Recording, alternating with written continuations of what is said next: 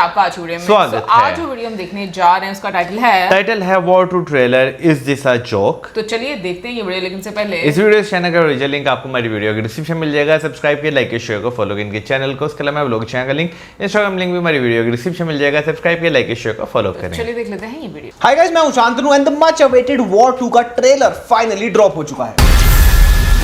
Now to be extremely honest with you guys, ये trailer देखने के बाद on one hand I feel extremely frustrated and on the other hand मुझे ऋतिक के लिए बहुत बुरा लग रहा है। तो इस वीडियो में मैं आपको बताऊंगा कि इस 2 मिनट 35 सेकंड के लंबे ट्रेलर में क्या क्या चीजें मुझे अच्छी लगी और क्या क्या चीजें इस ट्रेलर में एब्सोल्युटली अनएक्सेप्टेबल हैं 2025 के सिनेमा स्टैंडर्ड्स के हिसाब से। तो आगे बढ़ते हैं और शुरू करते हैं वॉर 2 के ट्रेलर, ऑफिशियल ट्रेलर का ब्रेक डाउन इन ऑनेस्टली से।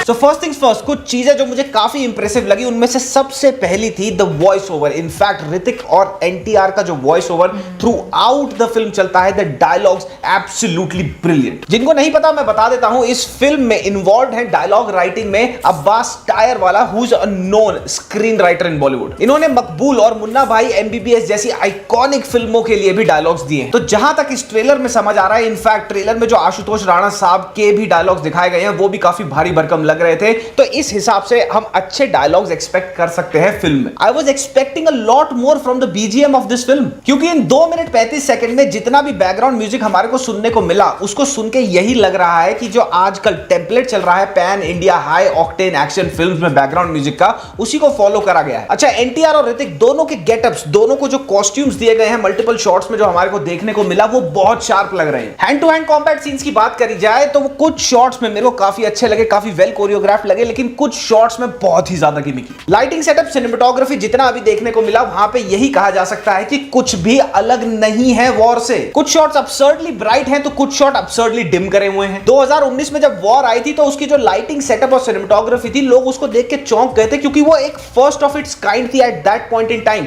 लेकिन पिछले 6 सालों में बहुत सारी चीजें बदल गई हैं, विच मेक्स मी वंडर कि भैया वायरएफ अभी भी वहीं अटका हुआ है। पठान और टाइगर 3 का ट्रेलर अभी भी जाके देख लो यूट्यूब पर, वहां पे भी तुम्हारे को लाइटिंग सेटअप ऑलमोस्ट आइडेंटिकल ही लगेगा इससे। The entire CGI and VFX work, teaser में तो दिख ही गया था कितना खराब और शॉर्टी होने वाला है, लेकिन ट्रेलर में ये बात पुख्ता हो गई देखने के बाद कि इनका सीजीआई और VFX work completely Ajaz Khan छाप है। The most embarrassing thing in the entire trailer was this shot. पूरे के पूरे शॉट में जूनियर एनटीआर के गले के नीचे की बॉडी सीजीआई है कंप्लीटली, मतलब इधर उधर टचअप समझ आते हैं, हर कोई करता है, लेकिन पूरी का पूरा धड़ ही सीजीआई कर मारा। सिनेमेटोग्राफी और कलर पैलेट्स के नाम पे आधे से ज्यादा शॉट्स में सेपिया फिल्टर आता है ना, वो लगा रखा है। ये सेपिया फिल्टर, ये शॉट सेपिया फिल्टर। सनडाउन या सनराइज का कोई शॉट दिखाना है तो सेपिया फिल्टर लगा दो, येलो येलो हो जाएगा, हेजी हेजी लगेगा, वाइब बन जाएगी। वायरएफ की मोटी बुद्धि में ये बात कब आएगी कि स्पेशली ऐसी action, high octane high budget action फिल्मों के लिए जो रियलिज्म होता है वो बहुत मैटर करता है। सारे का सारा सीजीआई और वीएफएक्स वर्क पहले तो टीजर में और अब ट्रेलर में इन्होंने फास्ट कट लगा के छुपाने की कोशिश करी है, लेकिन मैंने कुछ शॉट्स पॉज करके देखे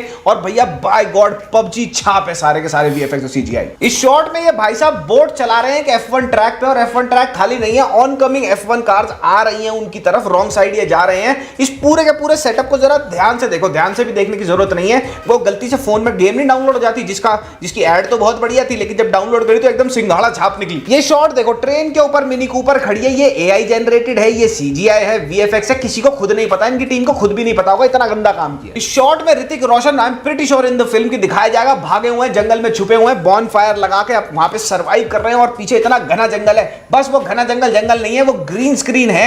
अबे तुम यार खंडाला चले जाते, वहां पे बारिश के मौसम में कोई शूट कर लेते, इतने सारे घने जंगल है वहां। इस शॉट में ऋतिक की गाड़ी ट्रेन की पटरी पे है और उसको ड्रैग करती हुई, टी ड्रैग बोलते हैं इसको, ड्रैग करते हुए ले जा रही है ट्रेन। और भाई इसको देख के तुम्हारे को लगता नहीं इन्होंने क्या सेटअप लगाया होगा, क्या सेटअप लगाया होगा। 50-50 रुपए के 3 इंटर्न हायर करे, उनको समोसा पैटी और एक जलेबी खिला दी और उनको बोला जो मन करता करो, तुमने गेम खेली है ना, वो लगा देना इसके अंदर जैसा भी है। बाय गॉड पूरा शॉट देख के मेरा मन करा अंदर से rest in peace VFX CGI, फिर मिलेंगे पता नहीं कब। ये शिप को देखो जरा यार, देखो इसको, मतलब मोबाइल गेमों में ज्यादा रियलिस्टिक चीजें आने लग गई हैं आजकल। हर चीज जहां पे रियलिज्म बहुत ज्यादा मैटर करता है वहां पे बहुत ही पुअर वीएफएक्स और सीजीआई जॉब करी गई है और वो छुपाए नहीं छुप रही। अच्छा, वीडियो में आगे बढ़ने से पहले अगर तुम्हें भी फिल्म मेकिंग से प्यार है लेकिन समझ नहीं आ रहा कहां से शुरुआत करनी है तो मेरे लिए तुम्हारे पास कुछ है। लेवल अप, इंडिया की सबसे बड़ी फिल्म मेकिंग कम्युनिटी, आपको world class film making education देती है एक अफोर्डेबल और एंगेजिंग मैनर में। लेवल अप लोकेश कनकराज, कार्तिक सुबराज, नेल्सन और रवि बसरूर जैसे और भी काफी लोगों के साथ जुड़ चुके हैं to provide you high quality film making knowledge that you will not be able to find anywhere else. और अभी ये एक प्रोग्राम लेके आए हैं जिसका नाम है the breakthrough film maker program. ये एक 3 महीने का live and online film making program है पावर्ड बाय सोनी। इस प्रोग्राम में आपको स्क्रीन राइटिंग से पोस्ट प्रोडक्शन और मार्केटिंग तक पूरा फिल्म मेकिंग का प्रोसेस सिखाया जाएगा with practising film makers as your mentors. ये प्रोग्राम सिर्फ वीकेंड्स पे कंडक्ट किया जाता है ताकि working professionals, businessman and students अपने करियर के साथ साथ अपना पैशन भी फॉलो कर सके। यहाँ पे आपको ऐसे मेंटोर सिखाएंगे जो 2.0,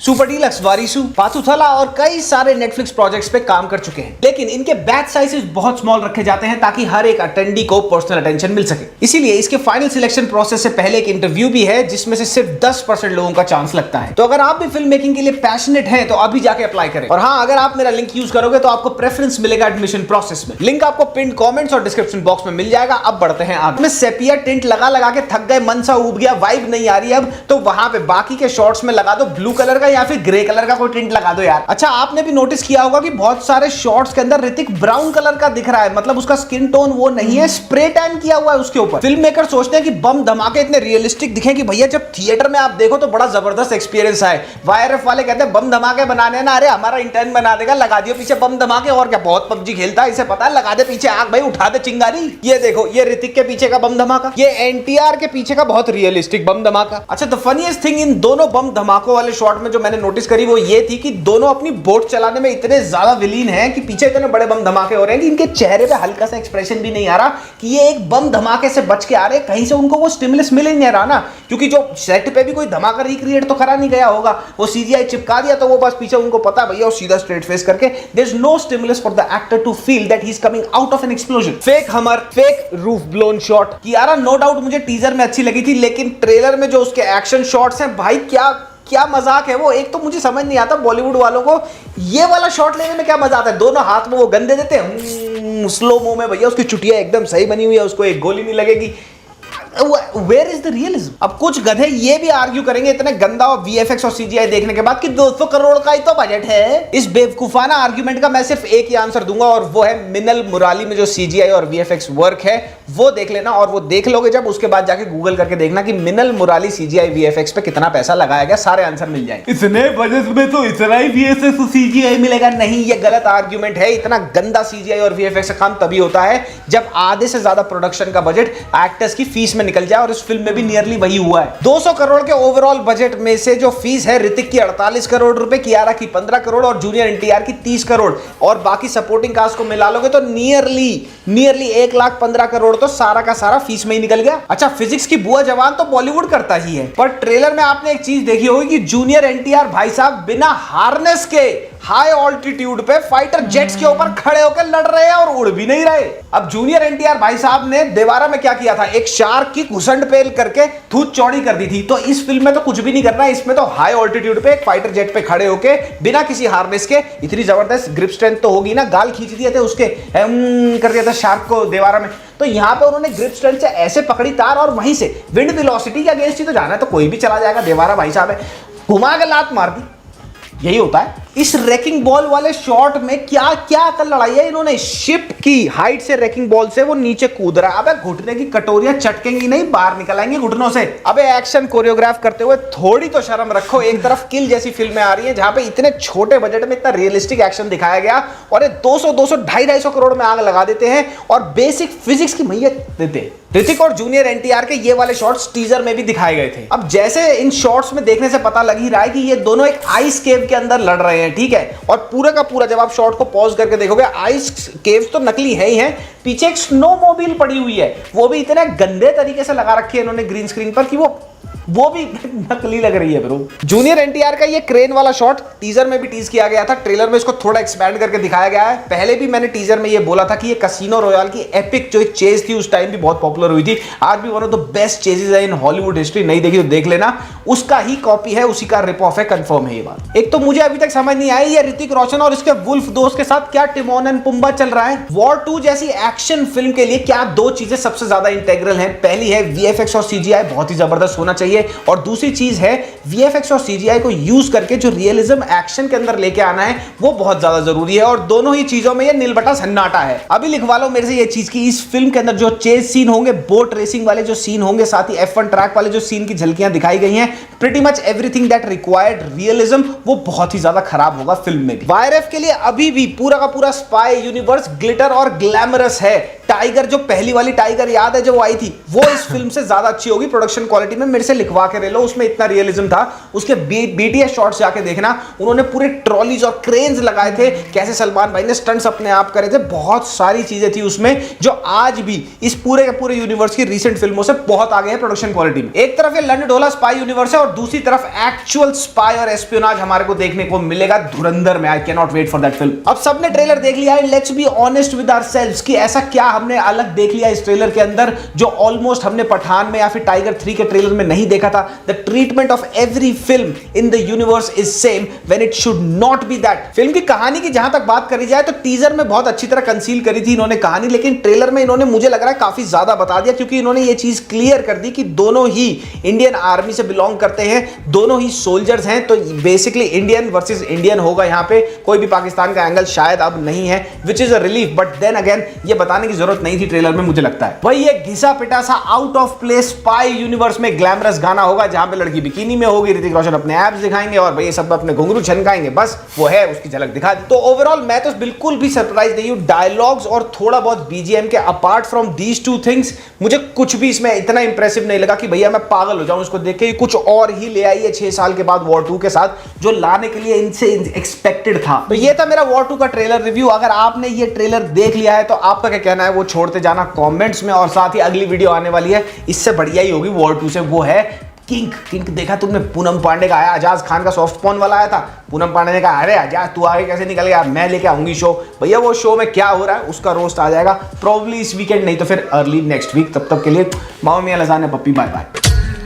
अच्छा, ये जब हमने भी ट्रेलर देखा था ना तो उसमें हमने भी ये चीज़ है वीएफएक्स की बात की थी कि वीएफएक्स जो है वो आज के टाइम पे रियलिस्टिक होना जो है वो बहुत ज़्यादा ज़रूरी है, क्योंकि लैपटॉप पे तो आपका एक अलग एक्सपीरियंस होता है, लेकिन जब बड़े पर्दे पर आप चीज़ें देखते हैं ना तो वो आपके लिए जो है ना चीज़ों का रियलिस्टिक लगना, क्योंकि बीच में वो जो बोट वाली जो देखे ना वो मैंने भी ट्रेलर में वो देखा था, लेकिन मुझे वो बोट वहाँ पे क्योंकि वो इतनी क्विकली गुजरा था ना कि मुझे वो बोट नहीं, मुझे वो एक जैसे रेस चल रही है, मुझे वो उस तरह जो है वो साइड जो है वो लगी थी।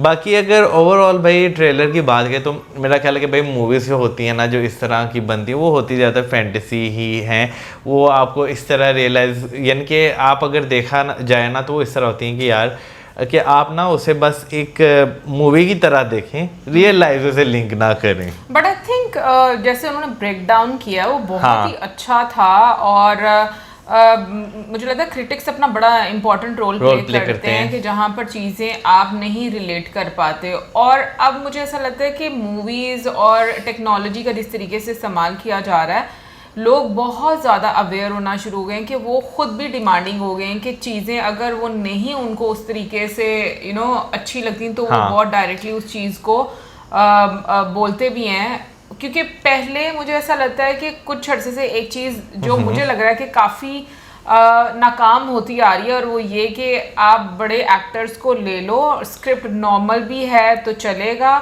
और फिर उसके बाद मतलब चीज़ें अगर ऊपर नीचे हैं तो भी चलेंगी, नो डाउट। उसमें हम ये कहेंगे कि आपका जो बजट है उससे बड़ी स्टार कास्ट से मैं ये ज़रूर कहूँगी कि वो रिकवर ज़रूर हो जाता है और मूवी बिजनेस करती है, क्योंकि फ़ैन फॉलोइंग बहुत ज़्यादा होती है।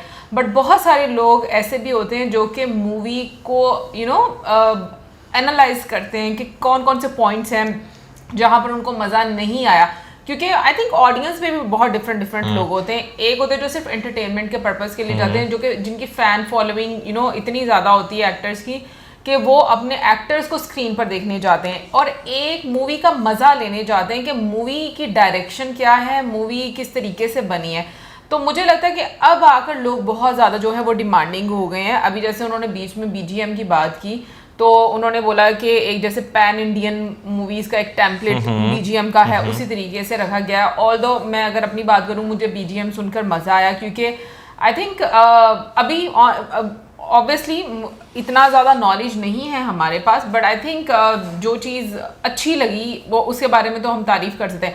जैसे उन्होंने बात की VFX की बात की और बहुत सारे शॉट्स की उन्होंने बात की, जिस तरीके से उन्होंने ब्रेक डाउन किया, वो चीज़ भी वाकई में बहुत ज़्यादा मैं कहूँगी कि उन्होंने सही पकड़ी है कि आजकल आपको इतनी ज़्यादा गेम्स नज़र आती हैं कि जहाँ पर वो इतनी रियलिस्टिक लगती हैं, लोग इतना पैसा खर्च करके गेम्स जो हैं वो परचेज करते हैं और खेलते हैं कि मुझे लगता है कि मूवीज पे ये चीज़ वो कंपैरिजन फिर मे भी करना शुरू हो जाता है। यार दूसरा जो है ना, अभी अगर हम आज के टाइम की बात करें तो मेरा ख्याल है टाइम जो है वो बहुत ज़्यादा चेंज हो चुका हुआ है।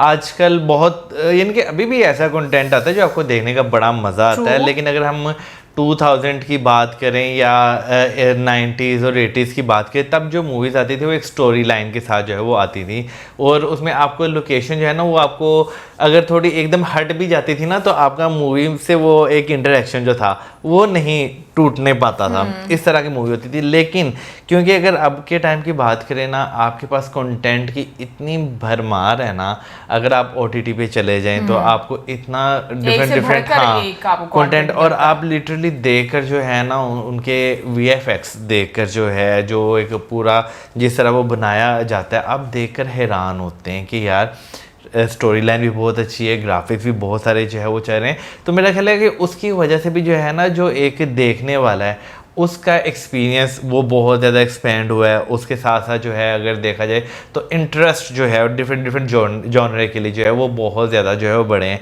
अगर मैं अपनी बात करूँ ना, तो ठीक है रोमांटिक मूवीज़ आज के टाइम में भी आती हैं, लेकिन मुझे जो है ना रोमांटिक मूवी से ज़्यादा जो है साइंस फिक्शन, एनिमेशन या थ्रिल, मिस्ट्री, इस तरह की मूवीज़ जो है वो देखने का मुझे ज़्यादा मज़ा आता है। 30+ होना इसलिए नहीं, ये होता है डिफरेंट। नहीं, वैसे मैं अगर पहले भी बात करूँ ना, मैं जब 30- भी था तब भी जो है ना मुझे रोमांटिक मूवीज का इतना शौक नहीं था रहा कभी भी। यार रोमांटिक मूवीज में सिर्फ आपको रोमांस नजर आता है, लेकिन नहीं रोमांटिक मूवीज टाइप जैसे सियारा हो गई, आशिकी 2 हो गई। नहीं, मैं एक वो जॉनर जो है वो बता रहा हूँ कि इस तरह का जॉनर जो है ना मुझे इतना ज़्यादा पसंद। हाँ, उन मूवीज़ के गाने बहुत अच्छे लगते हैं क्योंकि वो एक डिफरेंट लेवल के होते हैं, लेकिन मैं अपना जॉनर बता रहा हूँ क्योंकि अगर देखें जैसे आप दिल्ली क्राइम जो है वो अब देख रही हैं, मैं कब के उसके 2 सीज़न जो है वो देख चुका हूँ, तो मुझे इस तरह जो है ना वो ज़्यादा मज़ा आता है देखने का। क्योंकि मैं ना मतलब बहुत कम होता है कि मैं इस तरह से देखूँ एक पागलों की तरह, बस मुझे देखना ही देखना है, मैं थोड़ा सा सांस ले लेकर देखती हूँ। हालांकि मैंने मंडला मर्डर्स देख ली हुई है। मंडला मर्डर्स अब जितनी भी वेब सीरीज आती है ना, सबसे पहले ये देखी, बाद में कहीं जाके मैं देखता हूँ। मैंने कौन सी अभी देखी? मैं ये देखी, मंडला भी नहीं मैंने देखी। इसकी तो मुझे इसलिए एग्जैक्टली पंचायत भी मैंने कितनी देर बाद आपसे देखी। इसका मुझे इसलिए ज्यादा एक इंटरेस्ट था, ऑनेस्टली बताऊं, क्योंकि जो उसकी स्टोरी थी ना, हाँ। जो हमने ट्रेलर देखा था, हाँ। जैसे मौसम ने भी बोला कि मतलब जॉनर डिफरेंट हो गया इंटरेस्ट का। मुझे भी साइंस फिक्शन, थ्रिलर और इस तरह की थोड़ा कभी कभी जैसे डार्क कॉमेडी, नहीं डार्क कॉमेडी मूवीज मुझे इतनी ज्यादा पसंद नहीं आती, लेकिन कुछ इस तरह की मूवी जिसमें मैजिक हाँ कुछ इस तरह की चीजें। मैं वैसे आजकल सैंडमैन देख रहा हूँ, मुझे वो देखने का मजा आ रहा है। तो ये सारी चीजें देखने का आपको मजा आता है। बाकी कमेंट सेक्शन में आप जरूर बताइएगा कि क्या आप ट्रेलर से जो मतलब जो आपकी एक्सपेक्टेशंस थी उसके वो पूरी उतरी है या नहीं उतरी, या आपको क्या क्या अच्छा लगा, क्या क्या नहीं अच्छा लगा, कमेंट सेक्शन में ज़रूर बताइएगा। और मिलेंगे आपसे नेक्स्ट वीडियो में। सब्सक्राइब करना मत भूलना। Till then, good bye.